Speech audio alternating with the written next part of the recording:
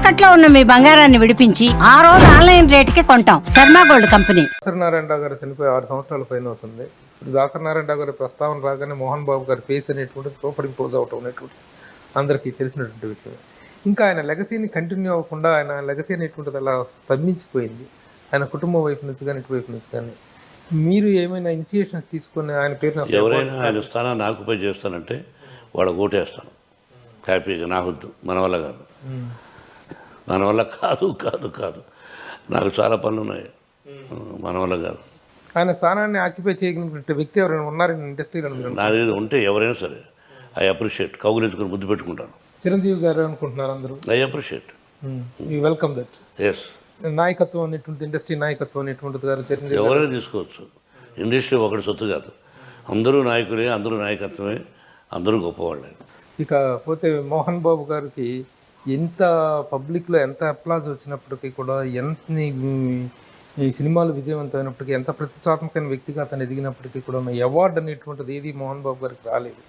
అవార్డుల పట్ల మోహన్ బాబు గారు ప్రభు అవార్డులు మధ్యలో ఎందుకు కట్ చేశానంటే, నేను కొన్ని సంవత్సరాలుగా చెప్తున్నాను ప్రతిదీ ప్రయత్నం చేయాలి.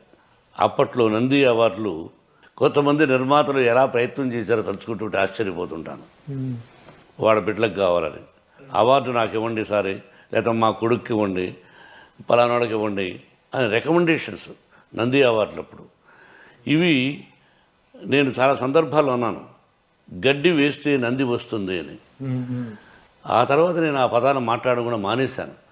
ఎందుకు ఒకరిని కష్టపెట్టాలి అంటే, నీకు నంది అవార్డు రాలేదని నువ్వు అలా మాట్లాడుతున్నావా అని కొంతమంది అన్నారు. ఒరి పిచ్చివాడా, నాకు రాలేదని కాదు, ఇప్పుడు నా సినిమాలు ఉన్నాయి. ఒక్క సినిమాకు లేదు. రాయలసీమ రామన్న చౌదరి, అల్లుడు గారు, అసమరుడి, పెదరాయుడు, అలరిమొగుడు, చరిత్రలో నిలిచిపోయిన సినిమాలు. ఒక్కదానికి అవార్డు లేదంటే రానివ్వకుండా చేశారు. మీరు అప్లై చేశారా సార్? అప్లై చేశాను. పెదరాయుడు ఈరోజుకి నీకు ఆశ్చర్యంగా ఉంది. పెదరాయుడు దానికి ఎంతమంది, రాయలసీమ రామన్న చౌదరి, అడ్డుపడిన వ్యక్తులు తెలుసు. వాళ్ళకు ఫోన్ చేసి కంగ్రాచులేషన్స్ అని చెప్పాను. ఏంటన్నారు, థ్యాంక్ యూ సార్, నాకు అవార్డు ఇవ్వకుండా పలాని ఒక చెత్త సినిమాకి ఇచ్చారు. అది కాదు, don't talk to me, don't talk to me, పెద్దగా వాళ్ళగా గౌరవిస్తున్నా. ఇంకా ఎంగిలి కూడితిని ఎందుకు బ్రతుకుతున్నారు మీరు?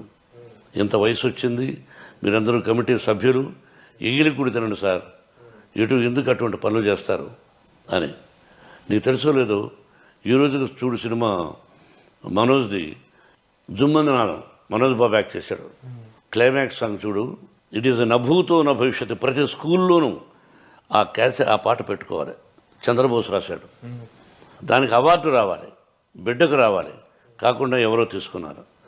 నాకు తెలుసు ఆ విధంగా ఎందుకు వెళ్ళిందో. నవ్వుకున్నాను. నాకు అవార్డు కాదు కావాల్సింది, ప్రజల ఆశీస్సులు. సినిమా హిట్ అయితే డబ్బులు, మనం పెట్టిన డబ్బుల కంటే కూడా ఎక్కువ డబ్బులు రావాలి విత్ ఇంట్రెస్ట్. అది నాకు ఇంట్రెస్ట్ తప్ప అవార్డులు రివార్డు కాదు. You see today itself identity. ఏదైనా ప్రయత్నం, యత్నం, ప్రయత్నం, దైవయత్నం, అంతే. నీకు పద్మశ్రీ వచ్చింది, అది ప్రయత్నపూర్వకంగా వచ్చింది, అలా వచ్చింది? అది నువ్వే తెలుసుకో. అది నేను చేసినటువంటిది దేనికి ఇచ్చారని మీకే తెలుసు. మీరు అన్ఫిట్ అని చెప్పి అది కూడా ఇచ్చేస్తా, కావాలంటే నీకు కావాలంటే ఇచ్చేస్తా, ఎవరు అడిగినా ఇచ్చేస్తాను. మీరు అన్ఫిట్ అనేటువంటిదే కాదు, ఎవరు ఫిట్ అనే వచ్చింది, అందులో అందరికి సందేహం లేదు. రామారావు గారు మీకంటే ఫిట్, అందులో డౌట్. అన్నయ్యకు పద్మశ్రీలు, పద్మభూషణులు, దాదాసాహెబ్లు ఇవ్వలేదయా. భారతరత్న ఇవ్వవలసినటువంటి మహానుభావుడు ఎన్టీ రామారావు గారు. గురువు గారికి మరి ఏం మాట్లాడతాం, ఇవన్నీ గురువు గారు ఏంటి, ఇవన్నీ వద్దు, అవార్డుల గురించి వద్దు, కానీ సరదాగా మాట్లాడుకుందాం. అట్లాగే ఈ మధ్య మీరు జిన్నా సినిమాలో జంబలక్కడి జారు మిఠాయి పాట అనేటువంటి దాన్ని, అసలు ఇది ఏ విధంగా వైరల్ అయిపోయింది, విపరీతమైన ప్రాచుర్యం వచ్చేసింది. ప్రపంచ ప్రఖ్యాతిగా జారు మిఠాయి, జారు మిఠాయి. అది నా దగ్గర దాదాపు 500 పాటలు ఉన్నాయి. అలాగా నేను ఈ మధ్య కరెక్ట్ చేస్తున్నాను. ఈశ్వర్ రెడ్డి డైరెక్టర్ ఉన్నాడు. అవును, ఈశ్వర్ రెడ్డి. ఆయనతో చేసి, ఈశ్వర్ రెడ్డి నేను పల్లెటూరులో ఉండే పాటలు మనకు కావాలి అని చెప్పి, మా ఊరి దగ్గర వెంకటగిరి దగ్గర అతను అది ఇక్కడ రావడం, అన్ని ఊర్లు తిరగడం, ఎక్కడైనా విలేజ్లో ఉండే మామూలుగా పాటలు పాడుతూ ఉంటారు. నాటేటప్పుడు కూడా, వరి నాటేటప్పుడు ఇలా పాటలు పాడుకుంటూ ఉంటారని ట్రై చేసి పట్టుకొని వచ్చాడు 2 లేడీస్ని. ఎక్కడ చూడు జారు మిఠాయి, జారు మిఠాయి, జారు మిఠాయి అని. నువ్వు అన్నట్టు సినిమా వాళ్ళు మెయిన్ థియేటర్స్లో చూడకపోయినా దీనిలో నెట్ఫ్లిక్స్లో చూస్తున్నారు. అసలు నా సాంగు మిగతా వాళ్ళు కూడా పెట్టుకొని దాన్ని ఎంజాయ్ చేస్తున్నారు. రెండు లైన్లు నాకు రియలీ ఐ ఎంజాయ్. ఆ లేడీస్ని పిలిపించి ఇదిగో మళ్ళీ రేపు రెండు పిలిపిస్తున్నాను, ఇంకా ఏదైనా పాటలు ఉన్నాయని. చాలా అద్భుతంగా చూడు కళ ఒకరి సొంతం కాదు. అంత క్లిక్ అవుతుందని మీరు ఎక్స్పెక్ట్ చేశారు? అసలు జంబలకడి జారు అవుతుంది అనుకున్నాను. నా సినిమా సూపర్ హిట్ అవుతుంది. దీనిలో జారుమిట ఈజ్ వండర్ఫుల్. దానిలో విష్ణు చేసిన పర్ఫార్మెన్స్ కానీ ఇంకొక నటి చేసిన పర్ఫార్మెన్స్ కానీ అద్భుతం. వాల్తేరు వీరయ్యలో చిరంజీవి గారు కూడా వాడారు దాన్ని. ఒక చిన్న బిట్టు చూసిన సినిమాను థియేటర్ గొల్లు మనది. I'm very happy. చూడు మా ఇద్దరిలో మనసు కష్టాలు లేవన్నది కదా నిదర్శనం చాలు కదా నీకు. జనరా సినిమా ఎవరిదని తెలుసు అతనికి. తెలిసి ఆ రెండు లైన్ తను పాడాడంటే నా మీద ప్రేమ ఉండబట్టేగా, నా బిడ్డ మీద ప్రేమ ఉండబట్టేగా. మరి తెలుసుకోలేని మూర్ఖులు కొంతమంది మూర్ఖుల్లాగానే ఉంటుంటారు. అది వాళ్ళకి నష్టం కానీ మాకు నష్టం కాదు. మీకు మధ్య ఎవరిని వస్తే మధ్యలో పొడుచుకొని పోయినట్టు, పొటేలు మధ్య వచ్చినట్టు. ఓకే, మంచిది సార్. మీలాంటి పెద్దలందరూ కూడాను ఒక సఖ్యతలో ఉంటే ఇది great sign to the industry. చివరిగా ఒక ప్రశ్నతో ముగిస్తాను సార్. మీ మెయింటెనెన్స్ అనేది చూస్తుంటే కళ్ళు తిరిగిపోతుంటాయి మోహన్ బాబు గారు. మీ సెక్యూరిటీ కానీ, మీ గన్మెన్స్, మీ bouncers, the way you maintain, ఒక కిరీటం లేని కింగ్ లాగా ఉంటుంది. ఇక్కడ కానీ అక్కడ కానీ ఇంటి దగ్గర కానీ మీ మెయింటెనెన్స్ అంతా. అసలు ఈ మెయింటెనెన్స్కి అసలు ఎక్కడి నుంచి వచ్చింది? నేను చాలా నిమిత్త మాత్రుని ప్రభు, సాదా సీదా మనిషిని.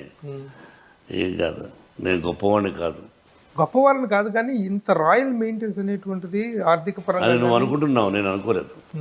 ఇంతమంది మొత్తం people are very happy around you. మనం 25% కులమతాలకు అతీతంగా ఫ్రీ ఎడ్యుకేషన్ ఇస్తున్నాం.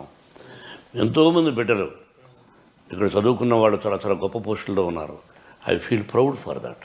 మీ వయసు ఎంత అడిగితే మీకు కోపం వస్తుంది, అది అడిగితే ఇప్పుడు నా కోపం రాదు. నిజం చెప్పను. నిజం చెప్పరు, ఇక్కడ నొక్కేస్తారు, వయసుని మాత్రం నొక్కేస్తారు. నాన్నగారు ఎప్పుడో చెప్పినట్టు ఒకటి గుర్తుంది, నా కొడుకు ఇండిపెండెన్స్ స్వాతంత్రం వచ్చిన సంవత్సరం పుట్టాడు నా కొడుకు అని అన్నారనేటువంటిది ఒకటి వచ్చింది. నీకు కావాలంటే నీ మనశ్శాంతి కోసం చెప్తాను. నేను 1930లో పుట్టాను అనుకో, అంటే 1930 ఇప్పుడు ఎంత వయసు? 1930 అంటే ఒక 70, 90, 93, 90 సంవత్సరాలు అనుకో. నష్టం ఏంటి నాకు? అసలు మాత్రం చెప్పండి. ఎందుకు ప్రజలు ఎవరు కూడా ఈ క్వశ్చన్ మోహన్ బాబుని అని అడగరు, మీకు మీరుగా నిర్ణయించుకుని అడుగుతున్నారు. మాకు మీరుగా నేను ఎప్పుడు నా వయసు ఓన్లీ 22. అందుకేనా మనవరాలతోటి అంకులు, బాబాయ్, ఫ్రెండ్ అనిపించుకుంటారు. నా మనవరాళ్ళు కదా. బట్ ఏదైనా వాళ్ళందరినీ సంతోషంగా బాబు అని పిలవమంటుంటాను. I love that. బాబు అని, బాబు తాత అనిపించుకోరు. బాబు అంటుంది లక్ష్మి కూతురు. మా విష్ణు కొడుకు అవరామన్నాడు, బాబు అంటాడు వాడు. రే నన్ను ఎవరు అలా అన్నారు అంటే ఇలా అంటాడు వాడు. ఇలా రకరకాలుగా ఉంటుంటాయి. అందరినీ భయపెట్టే మోహన్ బాబుని భయపెట్టేది వాళ్ళేనా? వాడు భయపెడుతున్నారు. అనవరాళ్ళు అందరూ. ఆర్యన కూడా అబ్బో పెద్ద కూతురు, అది నాలాగానే. You're enjoying the life. పిల్లలతో చాలా కష్టాలు సుఖాలు మానవుడికి ఈ శరీరం ఉన్నంతకాలం తపో ప్రభు అన్నీ అనుభవించాలి. Try to go in good pathway. మనందరం అందరికీ మంచి జరగాలని, మంచి దారిలో నడవాలని, సుఖశాంతులతో 2 రాష్ట్రాలు తెలుగు ప్రజలు బాగుండాలని అనుక్షణం నా బాబాను కోరుకుంటూ ఉంటాను. థ్యాంక్ యూ మోహన్ బాబు గారు. చాలా చాలా చాలా ఆనందంగా ఉంది. మీతో ఇంత సుదీర్ఘకాల అనుబంధం ఉన్న నేను ఈ రోజుకు మీతో ఇంటర్వ్యూ చేయడం అనేటువంటిది వీలు పడింది నాకు. ఈ అవకాశం ఇచ్చినందుకు మా సుమన్ టీవీ ప్రేక్షకుల పక్షాన, మా యాజమాన్యం పక్షాన మీకు హృదయపూర్వక కృతజ్ఞతలు. Thank you.